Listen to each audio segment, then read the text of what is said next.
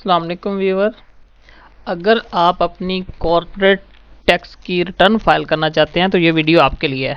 आपने लिखना है eservices.tax.gov.ae।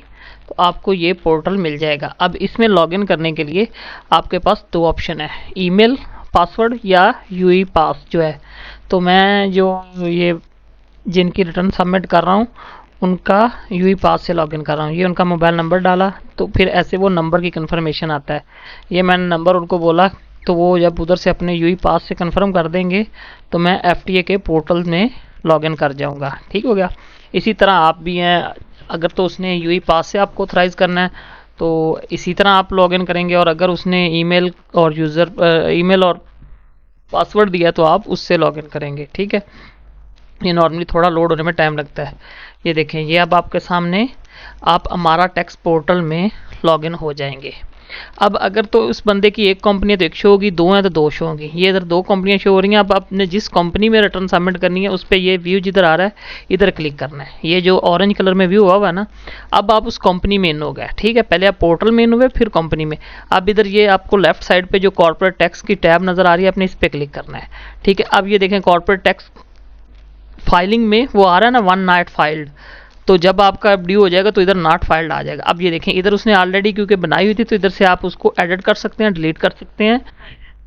क्योंकि ये देखें मैंने डिलीट किया आपके लिए। अब ये देखें इस तरह आपको ऑप्शन मिलेगा फाइल करने का जब आप पहली दफ़ा आएंगे। और अगर आपने ऑलरेडी मतलब ये फाइल का ऑप्शन और थोड़ा कंटिन्यू कर चुके होंगे, डाटा सेव कर चुके होंगे, तो फिर वो आपको ऑप्शन देगा सिर्फ एडिट का। ठीक है। और आप डिलीट भी कर सकते हैं। अब ये एक्नॉलेजमेंट है कि लाइक आपके पास ये सारी चीज़ें अवेलेबल हैं, तो आपने इसको एक्नॉलेज कर देना है। ठीक है। इधर आके आई कन्फर्म करके नेक्स्ट कर देना है। अब आप चले गए जिधर आपने रिटर्न सबमिट करनी है। ठीक है। इधर ये इंफॉर्मेशन खुद ही उठा के लाएगा सिस्टम जो आपकी अवेलेबल है हमारा पोर्टल में। और इधर आपसे वो पूछेगा कि आपने टोटल रेवेन्यू कितना कमाया इस साल में। तो ये उसने क्योंकि डाला हुआ था 25,000, तो मैंने इसको ज़ीरो कर दिया। और इधर वो पूछेगा कि आपकी अकाउंटिंग बेस क्या है, कैश और अक्रूवल। ये एक मेन चीज़ है। ये आपको पता होगा कि आप अक्रूवल में चल रहे हैं या कैश में चल रहे हैं, तो ये चीज़ आपको पता होनी चाहिए। तो अगर आपको ये नहीं पता तो फिर आपको कंसल्टेशन लेनी पड़ेगी किसी प्रोफेशनल अकाउंटेंट से या टैक्स कंसल्टेंट से। ठीक है। जब वो चीज़ आपने ओके करके नेक्स्ट आ गया तो नेक्स्ट इस वाला ये जो पार्ट है ना, ये इंपॉर्टेंट है, statement of profit and loss. ये तकरीबन हर बिजनेस में जिसकी वैल्यूज़ होंगी उसके पास होगा, क्योंकि इस बिजनेस ये की वैल्यूज़ नहीं है, ये डोरमेंट रहा है, तो इस वजह से मैं 0 पुट कर रहा हूँ। लेकिन जो प्रॉफिट एंड लॉस की जो स्टेटमेंट है ना, ये या तो आप खुद बनाते होंगे या आपका अकाउंटेंट बनाता होगा या आपको किसी थर्ड पार्टी से बनवानी पड़ेगी।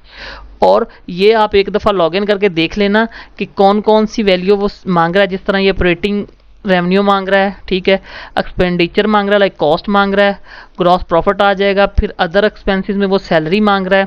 लाइक जो पोर्टल है आपने अपनी स्टेटमेंट जो कंपोनेंट है आपने अपनी स्टेटमेंट उस हिसाब से बनवानी है ताकि आपको डाटा पुट करने में ईजी हो। जो चीज़ें जो उसने मांगी हुई हैं टैब उनमें नहीं फॉल करती, वो अदर में है, सारा आपने उधर अदर में कंबाइन कर देना है। मे बी जो आपको सिस्टम से प्रॉफिट एंड लॉस मिल रहा है वो डिफरेंट हो जो इधर आपने इनपुट करना है। ठीक है। वो आपने उस तरह बनवा के फिर, क्योंकि आपने बाद में उसकी अटैचमेंट भी करनी है, तो वो आपके पास पीडीएफ सेव होनी चाहिए प्रॉफिट एंड लॉस की। बाकी इसमें बहुत सारी चीज़ें हैं जो आप पे एप्लीकेबल ही नहीं होंगी, तो उन पे आपने 0 कर देना है या नो कर देना है। लाइक अगर आपने एसेट सेल किए हैं उस पर गेन हुआ है तो आप गेन की वैल्यू डालोगे, अगर आपको लॉस हुआ है तो लॉस की वैल्यू डालोगे। लाइक जो चीज़ें आपको मिली हैं, अगर आपने बैंक से इंटरेस्ट लिया हुआ है और उस पर लोन लिया हुआ और उस पर इंटरेस्ट पे किया है तो आप उसमें डालोगे। अगर आपने कहीं इन्वेस्टमेंट की उससे आपको इंटरेस्ट आ रहा है तो वो आपकी इनकम है, तब आप डालोगे। लाइक ये अगर मैं एक एक चीज़ को एक्सप्लेन करूंगा तो ये फिर वीडियो बहुत लंबी हो जाएगी। लिहाजा आप अपने केस के हिसाब से डिसाइड करोगे कि ये मेरे पे एप्लीकेबल है या नहीं एप्लीकेबल। अगर आपको कन्फ्यूजन होती है फिर आप मेरे मतलब चैनल पे नंबर है, आप मुझसे कोऑर्डिनेट कर सकते हैं। मैं आपका केस देख के आपको मज़ीद भी हेल्प कर दूंगा कि आप क्या कर सकते हैं। बाकी अगर आपका बहुत ज़्यादा कम्प्लेक्स केस है, लाइक आपकी ट्रांजेक्शन है इंटर कंपनीज, उसके बाद आपने एसेट सेल किए हैं और बहुत सारे जो आपके एक्सपेंस हैं वो बहुत ज़्यादा जा रहे हैं, जो आपको अलाउड हैं उससे भी ऊपर जा रहे हैं, तो फिर आपको प्रॉपर जो टैक्स कंसल्टेंट है उससे कंसल्टेंसी लेनी पड़ेगी ताकि आपकी जो टैक्स रिटर्न है वो बिल्कुल एक्यूरेट फाइल हो, क्योंकि इस कंपनी की तो वैल्यूज़ हैं ही नहीं, तो इस वजह से मैं इसमें 9 और 0 डाल रहा हूँ। लेकिन आपका केस सेम नहीं होगा, क्योंकि वैल्यूज़ जो चीज़ आप पे एप्लीकेबल है, जो चीज़ आपकी वैल्यू हैं वो आपने डिक्लेयर करनी है, और वो आपको आगे फिर हेल्पफुल भी होंगी। ये देखें, जिस तरह adjustment for non deductible expenditure है, ये वो एक्सपेंडिचर है जो आप नहीं कट कर सकते, लाइक आपके ओवर हैं। अगर आपके ये एक्सपेंडिचर फॉल कर रहे हैं तो आपने उधर उनकी वैल्यू डालनी है कि ये इतने इतने एक्सपेंडिचर हैं, मैं ये नहीं कट मतलब रिटर्न में शो नहीं कर सका। लाइक जिस तरह वो उन्होंने स्लैब लगाए हुए हैं, एंटरटेनमेंट एक्सपेंस इतना होना चाहिए, सैलरी इतना होना चाहिए, तो अब वो जो उससे बियॉन्ड जा रहे हैं आपने इधर डिक्लेयर करने हैं, ताकि नेक्स्ट ईयर में आपको एडजस्टमेंट कर सकें। ठीक है, इसी तरह एडजस्टमेंट फॉर ये देखें इंटरेस्ट इनकम एंड एक्सपेंडिचर, ये अगर आप कर रहे हैं तो आप येस करोगे, अगर नहीं कर रहे हैं तो नो करोगे। जो चीज़ जिस पे आप पे एप्लीकेबल होगी उसमें आपने वैल्यू डालनी है, और जितनी वैल्यू आपकी एक्चुअल होगी वही डालनी है। मतलब नहीं है तो आपको डालने की ज़रूरत नहीं है। ठीक है, ये सारे मैं पढ़ रहा हूँ, और जो चीज़ हम पे नहीं है, क्योंकि हमारा तो 0 है तो हम पे कुछ भी ये एप्लीकेबल नहीं है, तो इस वजह से ये 0 चल रही है। लेकिन ये आपका केस 0 नहीं हो सकता कुछ चीज़ आपके लिए यस हो, लाइक आपको कोई अदर एडजस्टमेंट करनी पड़े। वो एक टिक रह गया था, देखे तो उसने एरर दे दिया। अब मैं नेक्स्ट कर रहा हूँ। ठीक है, ये सारा डिक्लेरेशन देने के बाद ये देखें ऊपर वो ग्रीन में भी होते जा रहे हैं कि ये पार्ट हो चुके हैं। ठीक है, अब ये देखें टैक्स लॉसेस, अगर मुझे कोई लॉस हुआ है तो मैं वो इधर डिक्लेयर करूंगा। लाइक प्रॉफिट के बजाय मुझे लॉस हुआ है तो मैं अपना लॉस इधर यश करके फिर मैं वैल्यू डालूंगा, क्योंकि मेरा लॉस नहीं है, मेरा तो कुछ भी नहीं है ना, प्रॉफिट एंड लॉस है तो 0 है, तो मैं इसमें नो कर दिया। लेकिन आप पे हो सकता है इधर लॉस हुआ तो आपने यस करना है, फिर उसकी वैल्यू डालनी है।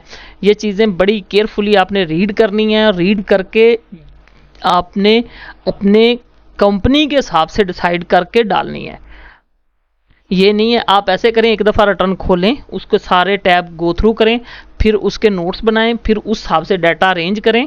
ठीक है, अब ये देखें जब आप एंड पे पहुंच जाएंगे ना तो इधर वो आपसे अटैचमेंट मांगेगा। ठीक है, क्योंकि मेरा 0 था तो मैंने इधर या आपने अटैचमेंट देनी है या रीज़न देनी है। मैंने रीज़न डाल दी थी कि हमारा बिजनेस ही नहीं है, बिजनेस ने कोई एक्टिविटी नहीं की, रीज़न दे दी तो वो उसने एक्सेप्ट कर लिया। ये देखिए उसने एरर देगा, ये एरर दिया क्योंकि मैंने अटैचमेंट नहीं डाली और रीज़न नहीं दी। तो अब मैं ये इधर से ये देखें रीज़न दे रहा हूँ, ये रीज़न आप भी दे सकते हैं जो आपकी एक्चुअल रीज़न है, मतलब ऐसे नहीं देनी। बाकी ये जो सपोर्टिंग डॉक्यूमेंट दूसरे भी हैं, लाइक प्रॉफिट एंड लॉस, तो अगर आपने बिजनेस किया है, इनकम आई है, एक्सपेंडिचर हुए हैं, तो वो तो आपकी स्टेटमेंट लाजमी अटैच होगी। लेकिन जो बाकी अटैचमेंट्स हैं वो अगर आपने कुछ वैसा काम किया है जैसा मतलब उन अटैचमेंट में मांगा गया, पीछे आपने वो डिक्लेयर किया, तो फिर उनकी अटैचमेंट आपने इधर डालनी है। ठीक है, ये देखें इधर से मैंने ये करने के बाद इसको ऐड कर देना है। ये मैं टाइप किया, ये ऐड किया। अब ये देखें ये बाकी जो है ना, क्योंकि मेरे से अभी सही से पढ़ा नहीं जा रहा, तो आप ये जब आप रिटर्न खोलेंगे सामने पोर्टल में तो आप ये सारी चीज़ें, अब ये सारा डाटा जब आप फिल कर लेंगे तो इस तरह आपके सामने कंफर्मेशन देगा, हर एक चीज़ आप रीड कर सकते हैं। इधर अगर आपको डाउट हो तो इधर से ये देखें एडिट का ऑप्शन भी राइट साइड पे चल रहा है।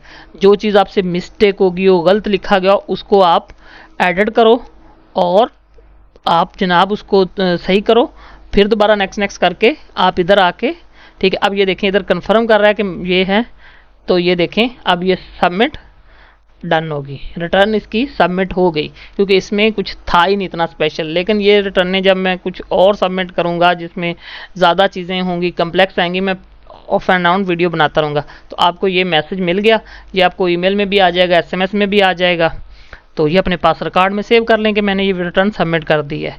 तो उम्मीद करता हूँ मेरी ये वीडियो आपको पसंद आई होगी और इस वीडियो से आपको काफ़ी हेल्प होगी कि आप अपनी हमारा टैक्स पोर्टल पे वैट रिटर्न कैसे सबमिट कर सकते हैं। तो मेरी नेक्स्ट वीडियो तक के लिए अल्लाह हाफिज़, शुक्रिया।